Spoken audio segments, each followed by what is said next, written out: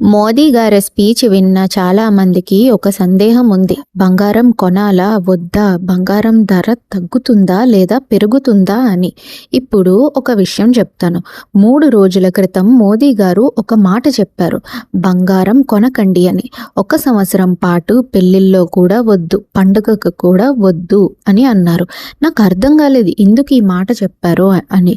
తర్వాత తెలిసింది. ఇప్పుడు అమెరికా మరియు ఇరాన్ మధ్య యుద్ధం జరుగుతుంది. దానివల్ల పెట్రోల్ ధరలు పెరిగాయి. మన పెట్రోల్ దాదాపు అంతా బయట దేశాల నుంచే తీసుకొస్తున్నాం డాలర్ చెల్లించి. మన దగ్గర ఉన్న డాలర్ చాలా తొందరగా తగ్గిపోతున్నాయి. కేవలం 3 నెలల్లోనే $38 బిలియన్ తగ్గిపోయాయి. ఇది చాలా పెద్ద డబ్బు. ఇప్పుడు బంగారం విషయానికి వస్తే పెట్రోల్ తర్వాత అతి పెద్దగా మనం బయట నుంచి తీసుకొస్తుంది బంగారమే. గత సంవత్సరం మాత్రమే $72 బిలియన్ బంగారాన్ని తెచ్చాం. మోదీ గారు అంటున్నారు బంగారం కొనడం తగ్గిస్తే ఆ డాలర్స్ మిగులుతాయి. ఎకానమీ కూడా స్ట్రాంగ్గా ఉంటుంది. ఎకానమీ స్ట్రాంగ్గా ఉంటే దేశం కూడా బాగుంటుంది అని అన్నారు. అది అర్థమైంది.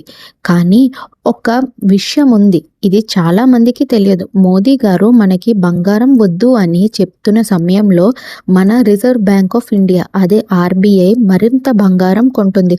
6 నెలల్లో 794 టన్నుల బంగారం నుండి 880 టన్నులకి పెరిగింది.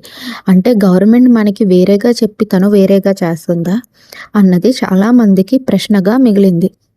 కానీ ఇక్కడెక్కడ కూడా ఆర్బీఐ అయినా గవర్నమెంట్ అయినా డిజిటల్ బంగారం కొనొద్దు అని అనలేదు.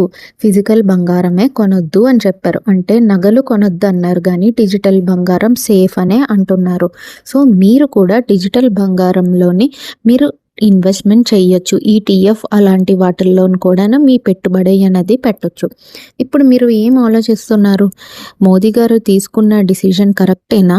ఇది మన ఇండియన్ ఫ్యామిలీస్కి సెట్ అవుతుందా?